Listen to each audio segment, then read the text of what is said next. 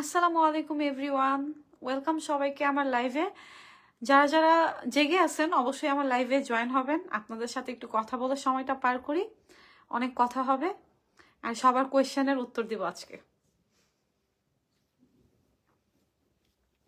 আমি এখনো কোনো কমেন্ট দেখতে পারতেছি না, কমেন্ট দেখলে অবশ্যই রিপ্লাই করব।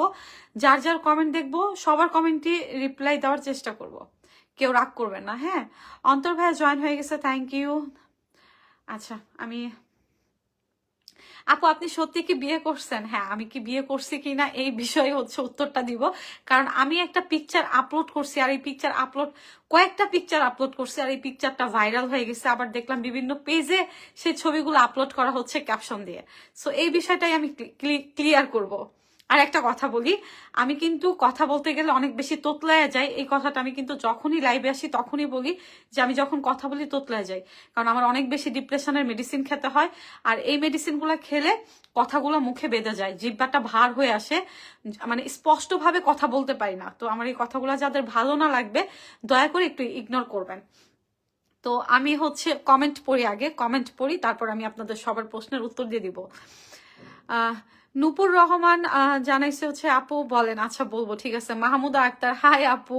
নিলয় আহমেদ, আসসালামু আলাইকুম আপু। ওয়ালাইকুম সালাম ভাইয়া। তারপর আমি একটু কমেন্ট পড়ি।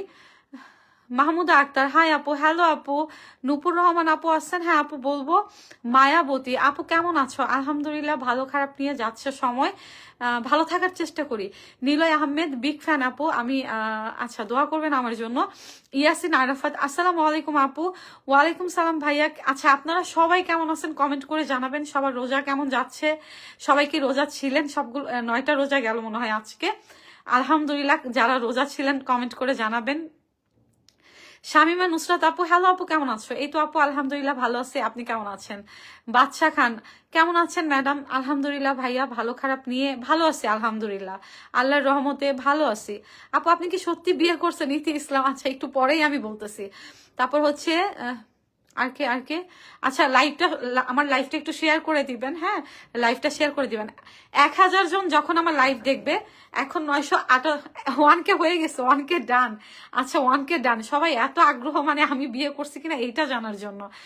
আচ্ছা, কেমন আছেন ক্রাশ? আচ্ছা, আমি কারো ক্রাশ না, আমি বাস। ঠিক আছে, আব্দুল মজিদ সরকার ভাইয়া, আমি আসলে কারো ক্রাশ না, আমি সবার জন্য বাস। আচ্ছা, বাস আমার অনেক পছন্দ, কারণ আমি আমার লাইফে অনেক বাস পাইছি। নিলয় আহমেদ, নসিন আপু, 2 দিন ফেসবুক বাসীর উন্নয়ন। আচ্ছা, বুঝলাম না আপু, গুড লাক টু ইউ। আচ্ছা, আহমেদ রায়হান ভাইয়া, থ্যাংক ইউ ভাইয়া। গুড লাক কিসের জন্য? আমাকে ভালো থাকার জন্য, তাই না? থ্যাংক ইউ ভাইয়া। আপু কি হয়েছে আপনার? যারা মনে, আমার আসলে মন ভালো নাই। মন ভালো না থাকলে আমি লাইভে আসি। আমার যখন খুব একা ফিল হয় আমি বলি, সারা দিন আমার কোনো না কোনো ভাবে সময় পার হয়, রাত হলে আমি একাকিত্বে থাকি, আর এই একাকিত্ব আমাকে ভীষণ ভাবে ভেঙে দেয়। কথা বলার কোনো মানুষ পাই না। যখন মন খারাপ হয় তখন আমি লাইভে চলে আসি। আচ্ছা, এখন আমি বলি, যেহেতু 1100 জন আমার লাইভ দেখতেছে, আমি বিয়ে করছি কিনা আমি বলি। আমি যে পিকটা দিছি, বর্তমান এআই যুগ, এআই দিয়ে সবকিছুই সম্ভব। আমি নতুন নতুন এডিট করা শিখতেছিলাম। তো সেখানে আমি জিমিনি দিয়া এআই তে গিয়ে কাপল পিক তৈরি করলাম। কারণ আমি তো কাপল, আমি একদম সিঙ্গেল, আমার কোনো কাপল নাই। সবাই জানেন আমার ভালোবাসার মানুষটাকে আল্লাহ নিয়ে গেছে। তো আমি চাইলেও কাপল পিক দিতে পারি না। তো আমি নতুন নতুন এআই পিক এডিট করা শিখতেছিলাম।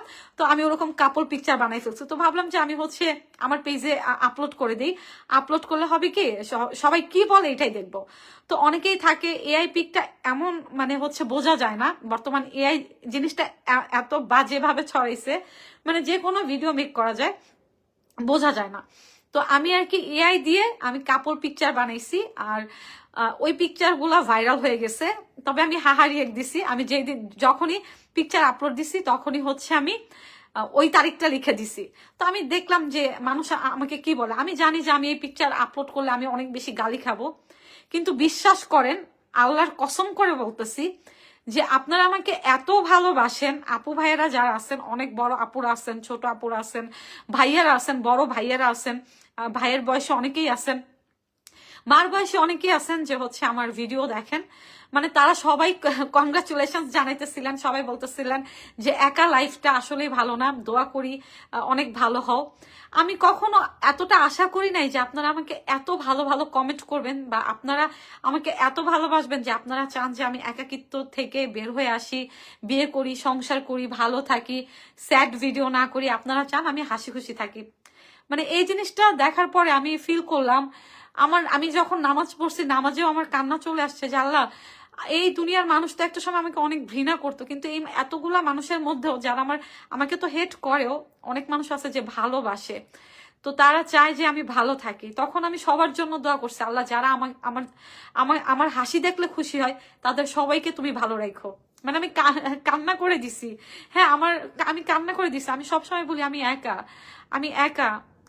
আমি তো একা না, আমাকে তো অনেক মানুষ ভালোবাসে, আমার জন্য অনেক মানুষ দোয়া করে। তো এইটাই, আমি বিয়ে করি নাই, আমি কাপড় পিক হচ্ছে এআই দিয়ে বানাই দিছি, মানে আপলোড দিছি। আর এআই ওইটা ছেলে, ওইটা বাংলাদেশ বা কোনো দেশের ছেলে না, এআই একটা ছবি আমাকে বানাই দিছে। হ্যাঁ, তো ওই ছবিটাই আমি জাস্ট মজার ছলে আপলোড করছি, নতুন নতুন এডিট করা শিখে। তো আপনাদের সবার অনেক ভালোবাসা পাইছি। আর একটা কথা বলি, আমি বিয়ের জন্য এখনো ওরকম ভাবে প্রস্তুত না। মানে সবসময় একটা কথা বলি, আমি যাকে বিয়ে করব, বিয়ে করতে গেলে আমি আসলে যে আমার লাইফে আসবে আমি তো তাকে ভালোবাসতে পারবো না, আমার আগে ভালোবাসতে হবে, তারপর সেই মানুষটাকে। কারণ যে মানুষটা আমার লাইফে আসবে সে আমার জীবনে দুঃখ কষ্ট জেনেই হয়তো আসবে, আমি জানি না আমার লাইফে কেউ আসবে কিনা, কিন্তু আমি সেই মানুষটাকে সত্যিকার অর্থে মন থেকে ভালোবাসতে পারবো না। সেখান থেকে আরেকটা মানুষকে কষ্ট দেওয়া হবে, তো আরেকটা মানুষ কষ্ট পাবে। আমি চাই না কেউ কষ্ট পাক আমার থেকে। তো আমি মানসিকভাবে এখনো সুস্থ না। আর আমি এটাও বুঝি না যে আমার আসলে কি করা উচিত, আমার কি বিয়ে করা উচিত নাকি একাকিত্ব লাইফ থেকে বের হয়ে আসা উচিত, আমি জানি না, আমি বুঝে উঠতে পারি না। কারণ ভীষণ একা আমি। এই পরিবার পরিজন একটা কিছু 2 দিন আগেও আমি লাইভ করছি যে আমার বাবা, কিন্তু আমি আমার বাবার প্রতি অনেক কষ্ট, আমার বাবার প্রতি আমার অনেক কষ্ট। কারণ আমার বাবা আমাকে একটা কারণেই দেখতে পারে না, তাদের পছন্দ মতো আমি কখনো বিয়ে করি নাই। আমি নিলয়কে ভালোবেসে পালাই যে বিয়ে করছিলাম। তো নিলয় আমাকে এমন সিচুয়েশনে রেখে গেছে, আমার জন্য আমার ফ্যামিলির, আমার গোষ্ঠীর মান সম্মান চলে গেছে। কারণ আমার যে ঘটনা ঘটছে, আমার গোষ্ঠীতে এরকম ঘটনা নাই। আমার গোষ্ঠী অনেক বড়, আমি শিকদার বংশের মেয়ে। আমাদের আমাদের বংশটা হচ্ছে শিকদার বংশ। শিকদার বংশটা অনেক বড়, তো আমার জন্য আমার ফ্যামিলির মান সম্মান গেছে। তো তারপর থেকে মানে আমার হাজবেন্ড দুনিয়া থেকে চলে যাওয়ার পর আমার বাবা আমার ওরকম ভাবে দায়িত্ব নেয় নাই। তো সেখান থেকে আমি খুব একা থাকি। আমি আশেপাশে থাকি, আমার বাবা মা আশেপাশে থাকে, আমার ফ্যামিলি আশেপাশে থাকে, মানে এখান থেকে 2-1 মিনিট লাগে। তো মানে আমি আলাদা থাকি, আলাদা বাসা নিয়ে থাকি। অনেকেই জিজ্ঞাসা করেন যে আপু তোমার কি নিজের বাড়ি আছে বা জায়গা আছে? সত্যিকার অর্থে নিলয় আমার জন্য কোনো জায়গা, কোনো বাড়ি, কোনো জমি, কোনো টাকা পয়সা ওরকম ভাবে রেখে যায় নাই। হ্যাঁ, ওরকম ভাবে রেখে যায় নাই। আমি থাকি একটা ভাড়া বাসায়, আমি একটা ভাড়া বাসায় থাকি, আমার একটা ভাড়া বাসা। বাবার বাড়িতে জায়গা জমি পাবো, কিন্তু ওইটার আশা আমি করি না। বাবা সরকারি চাকরি করে, রিটার্ন হলে অনেক টাকা পাবে, সেখান থেকেও আমি একটা বড় বড় বড় অঙ্কের একটা টাকা পাবো। যেহেতু সরকারি চাকরি করে, বাবার রিটার্নের বেশি দিন নাই, তো ওইটার আশা আমি করি না। আমি নিজের উপর চাই নিজে কিছু করে খাইতে।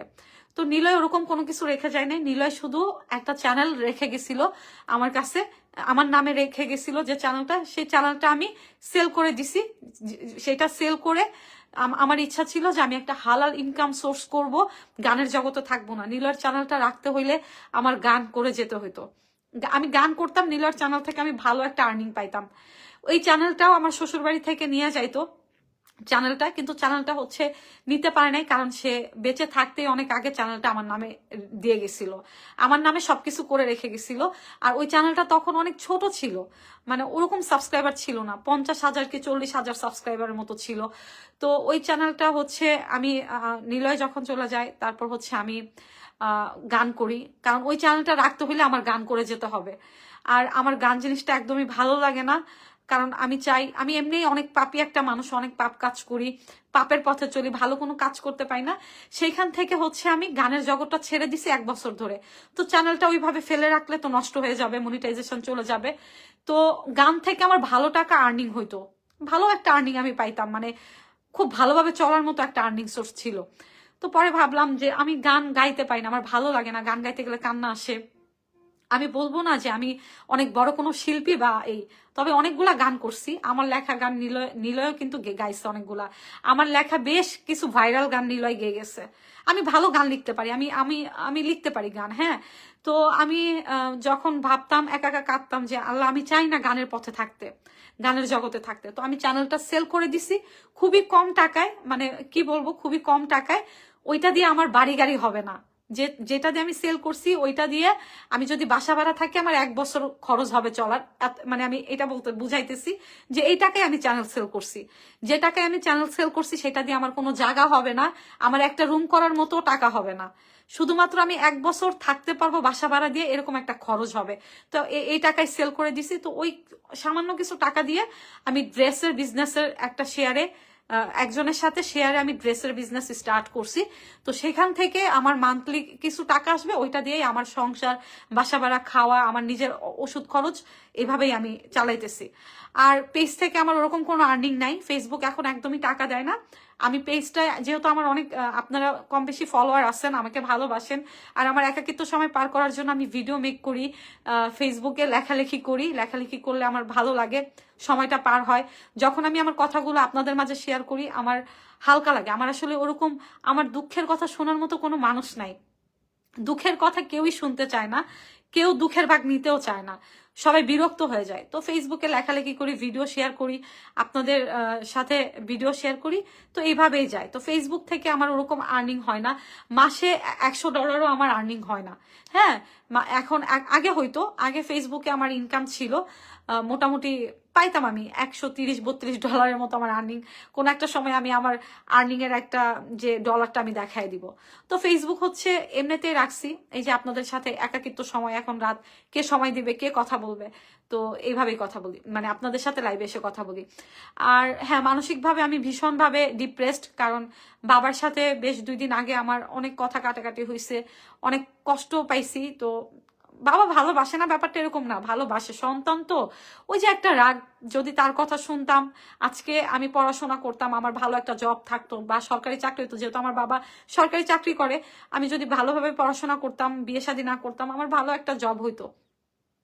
আমার ফ্রেন্ড সার্কেল যারা আছে, বন্ধু বান্ধব যারা আছে, বান্ধবীরা যারা আছে, সবাই আলহামদুলিল্লাহ ভালো পর্যায়ে আছে। ওরা কেউ পড়াশোনা করে বাইরে সেটেল হয়ে গেছে, আবার কেউ জব করতেছে, কেউ মাস্টার্স কমপ্লিট শেষ, অনার্স কমপ্লিট শেষ, ভালো ভালো জায়গায় জব করতেছে।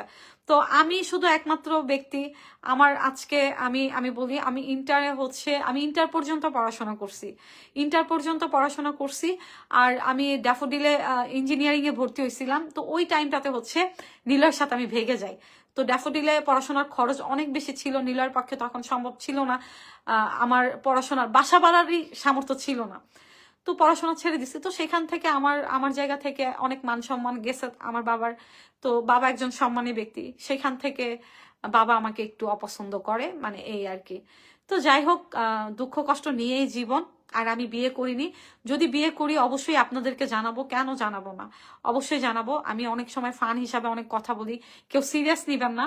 বিশ্বাস করেন, আমি খুব কষ্ট পাওয়া একটা মানুষ, সত্যি কথা, একদম আল্লাহর কসম করে বলতেছে, আমি অনেক কষ্ট পাওয়া একটা মানুষ।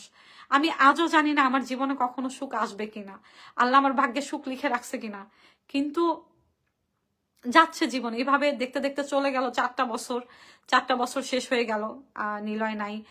তো তার স্মৃতি আমি আজও ভুলতে পারি নাই। যদি তার স্মৃতি ভুলতে পারতাম, জীবনটাকে নতুন ভাবে আমি সাজাইতে পারতাম। এমন না যে আমার জীবনে ভালো কোনো অপশন আসে নাই। হ্যাঁ, বিয়ের প্রপোজাল অনেক পাইছি, আমি যে এলাকাতে রয়েছি, যারা আমাকে অনেক বছর ধরে চিনে, সেখান থেকে ভালো ভালো ভালো জায়গা থেকে আমি বিয়ের অফার পাইছি। মিডিয়া রিলেটেড অনেক ভালো জায়গা থেকে বিয়ের অফার আসছে, এলাকা ভিত্তিক আসছে। আবার আমার অনেক প্রবাসীরাও আমাকে বিয়ের প্রপোজাল দেয়, ভালো ভালো জায়গা থেকে আসছে। কিন্তু আমি মানসিকভাবে এখনো সুস্থ না, আমি আমার অতীত ভুলতে পারি নাই, যার জন্য আমি এখনো বিয়ের ডিসিশন নিতেই পারি না, বা এই দিকটা এখনো ভাবতে পারি না। কারণ আমি যদি একটা মানুষকে ভালোই বাসতে না পারি, তার সাথে আমি সংসার করব কিভাবে? তবে হ্যাঁ, একাকিত্ব জীবন অনেক কঠিন, একা থাকা অনেক কঠিন, একা থাকতে গেলে অনেক কিছুর সমস্যা হয়। আমি বলি আমার ছোট ভাই ও দেশের বাইরে চলে যাবে, আর কয়েকদিন আছে।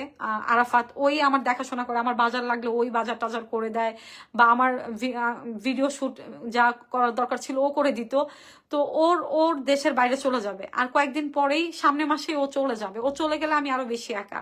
আমার ছোট ভাই রিফাত, ও পড়াশোনা করতেছে, পাশাপাশি জবও করতেছে, ওর ফিউচার নিয়ে ব্যস্ত। এই যে আমার ছোট বোন, এখন আমার ছোট বোন আছে, বোন জামাইও আছে, ওরা ঘুমাইতেছে। আমার মন ভালো নাই, যখন ভালো না থাকে ও আসে, কিন্তু আমার ছোট বোনের তো সংসার লাইফ, ওর শ্বশুর বাড়ি আছে, সংসার আছে, ওর স্বামী আছে, সন্তান আছে, ওকে সামলাবে, ও আমাকে কত দেখবে।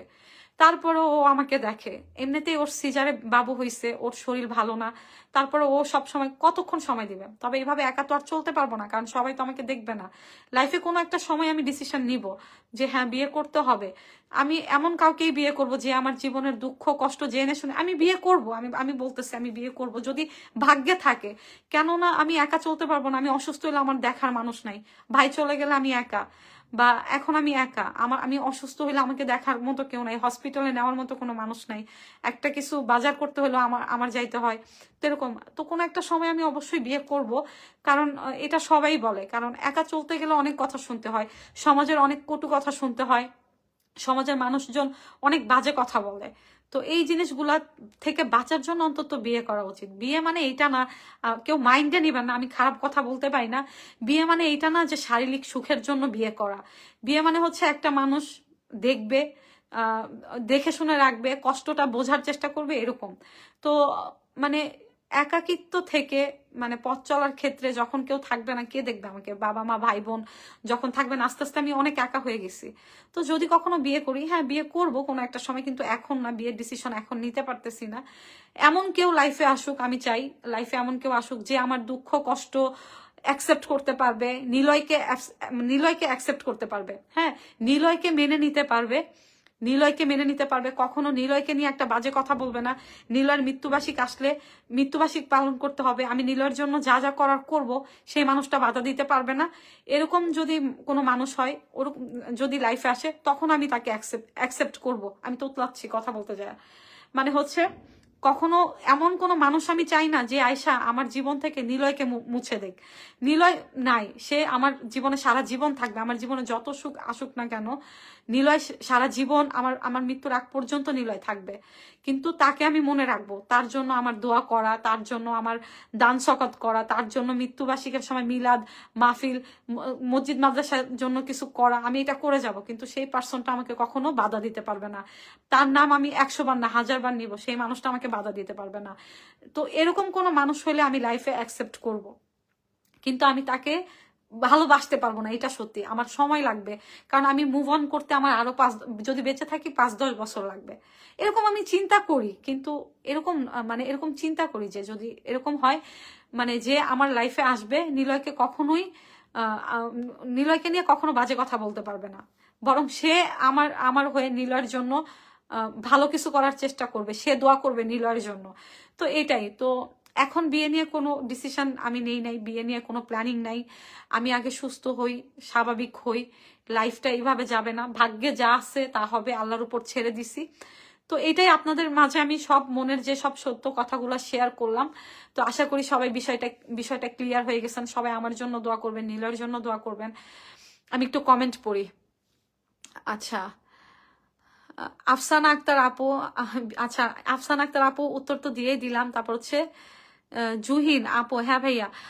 আরিফা ইসলাম আপু, আপনি কি সত্যি বিয়ে করেছেন? না আপু, বিয়ে করি নাই, এআই পিকচার ছিল। সুমাইয়া জান্নাত শিমু আপু, হ্যালো আপু, হাই। আর এস রুবেল খান ভাইয়া, না বিয়ে করি নাই, নতুন বিয়ে করলেন নাকি? না আমি বিয়ে করি নাই, এই বিষয়টা ক্লিয়ার করে দিলাম। আপনি সত্যি বিবাহ করেছেন? না। আচ্ছা, তাহসান আহমেদ, আমি সৌদি আরব থেকে দেখছি, বাবা ঢাকা কেরানীগঞ্জ, কেমন আছেন? আচ্ছা ভাইয়া, আমি ভালো আছি। কেরানীগঞ্জে আমার যাওয়া হয়, আপনার রামের কান্দাতে, রোহিতপুরের ওইদিকে অনেকগুলা ক্যাফেটেরিয়া আছে, ওখানে আমার যাওয়া হয়। থ্যাংক ইউ ভাইয়া লাইভে জয়েন হওয়ার জন্য। ইয়াসিন ঝুমুর, আসসালামু আলাইকুম আপু, কেমন আছেন? শাওন ভাইয়া, ওয়ালাইকুম সালাম ভাই, আলহামদুলিল্লাহ ভালো আছি।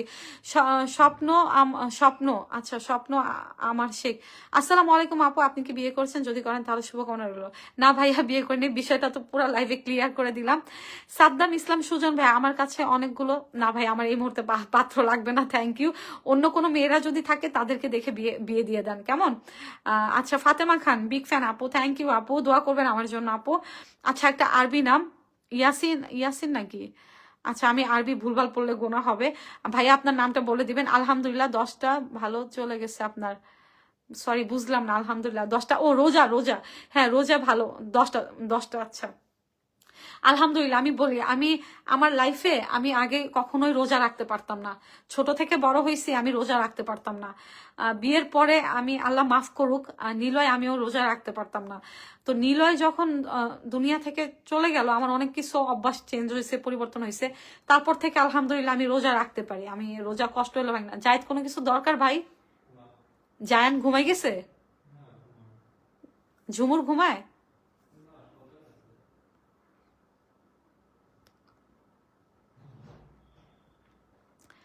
ইয়ে ফল আছে জায়েদ, ইসে খেয়ে নিতে পারো। আচ্ছা আমার বোন জামাইকে একবার হচ্ছে একটা ভিডিও বানাইছিলাম, সেখানে আমি বলছিলাম জায়েদ, তো অনেকেই বলছে আমি নাকি জান বলে ডাকছি। আমার বোন জামাইকে দেখে মনে হইলো আমার বোন, আর বোন জামাই বোনের ছেলে জায়নের সাথে অনেকক্ষণ সময় পার করছি, কান্নাকাটি করছে, ঘুমাই গেছে। তো ওরা আছে, এই জন্য আজকে মনটা ভালো। মিথিলা জাহান, আসসালামু আলাইকুম আপু। ওয়ালাইকুম সালাম আপু। তানিয়া তাকিয়া, তাহিয়া তাকিয়া কেমন আছে? এই তো আপু আলহামদুলিল্লাহ। তারপর হচ্ছে নিশান, নিশান খান, কারো জীবন কখনো থেমে থাকে না। কারো জন্য কারো জীবন থেমে থাকে নাই ভাই, আজ পর্যন্ত, আজ পর্যন্ত কারো জন্য জীবন থেমে থাকে না। আমি চলে যাব, আমার বাবা মা ভাই বোন সবাই সবার কাজ বাজ করবে, খাওয়া দাওয়ার দরকার খাবে, জীবন চলতে থাকবে। আজ পর্যন্ত কেউ চলে গেলে তার জীবন থেমে থাকেনি।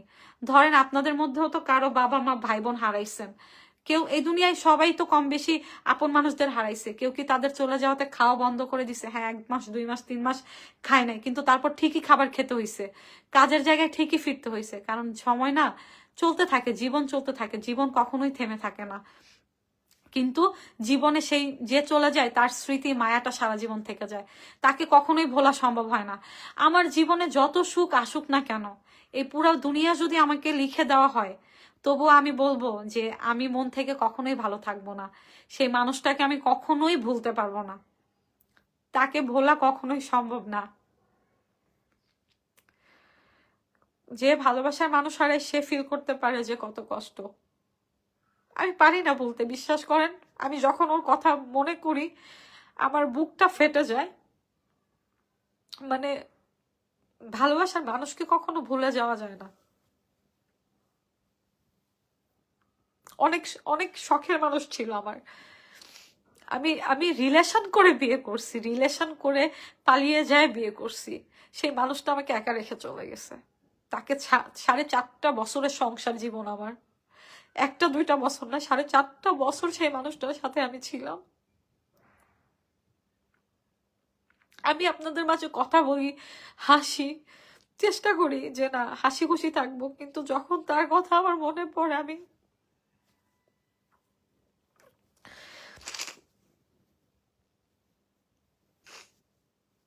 আল্লাহ যেন কোনো ভালোবাসার মানুষকে না নিয়ে যায়। জীবনটা না অনেক কঠিন, আমি জানি আমার জীবনটা অনেক কঠিন, অনেক কঠিন হয়ে গেছে। নিলয় চলে যাওয়ার পর আমি বুঝে উঠতে পারতাম না আমি কিভাবে চলবো, আমি কিভাবে চলবো। বারবার হোঁচট খেয়ে পড়ে যাইতাম। এমনও হয়েছে রাস্তায়, রাস্তায় একদিন আমি একা হাঁটতেছি, সাহস করে একা বের হয়েছি যে আমার একা চলতে হবে। চারিদিকে অনেক মানুষ, অনেক কাপলরা যায়, আমি একা, অনেক কাপলরা যায়। আমার তখন স্মৃতি মনে পড়ে যে আমারও একটা ভালোবাসার মানুষ ছিল যে আমার হাত ধরে নিয়ে যাইতো। আমি পড়ে যাইতাম, আমার ধরার মতো কোনো মানুষ ছিল না, পরে নিজেই উঠে দাঁড়াইতাম।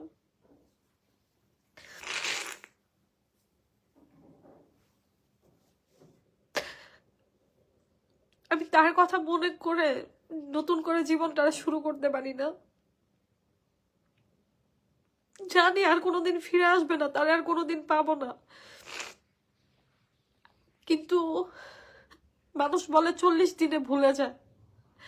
মানুষ মানুষ বলে যে মানুষ দুনিয়া থেকে চলে গেলে 3 দিন 4 দিন 5 দিন 7 দিন 40 দিনে ভুলে যায়। 4টা বছর হয়ে গেছে আমি বলতে পারিনি। আমি চাইলে জীবনটাকে সুন্দরভাবে সাজাইতে পারতাম, আমার অনেক ভালো ভালো অপশন ছিল, ওই একটা জায়গায় আটকে আছি।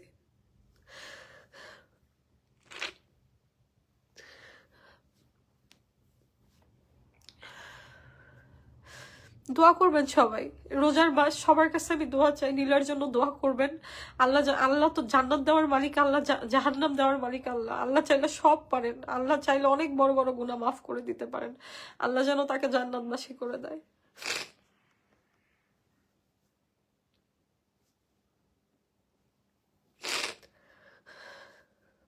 আমি একটু কমেন্ট পড়ি, ইমোশনাল হয়ে গেছি।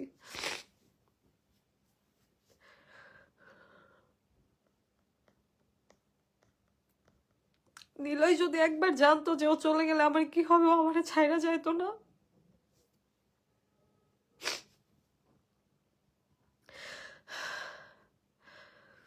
তন্ময়, তন্ময় ভাইয়া কেমন আছেন? এই তো ভাইয়া আলহামদুলিল্লাহ। কুমিল্লা ভাবি আপনার জন্য শুভকামনা রইল, দোয়া করবেন ভাইয়া নীলার জন্য। মোহাম্মদ ফরিদুদ্দিন ভাইয়া, তাসরিফ আহমেদ আসসালামু আলাইকুম আপু, ভালো আছেন? ওয়ালাইকুম সালাম ভাইয়া, এই তো আলহামদুলিল্লাহ। আপু তোমাকে অনেক সুন্দর লাগছে। শিলা আহমেদ থ্যাংক ইউ।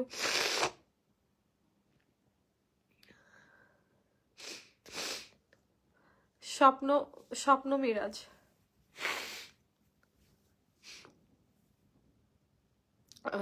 স্বপ্ন মিয়াজ, আমি সৌদি আরব থেকে, থ্যাংক ইউ ভাইয়া। আপু তোমাকে হাসি খুশি দেখতে চাই। রিফা, সেলিনা রিফা আপু থ্যাংক ইউ। আপু চেষ্টা করি সবসময় হাসি খুশি থাকার জন্য।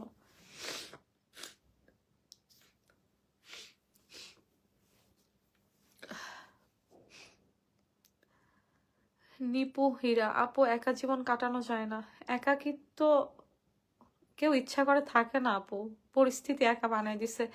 কেমন আছেন দিদি ভাই? মুনমুন চৌধুরী, এই তো আপু আলহামদুলিল্লাহ। তারপর হচ্ছে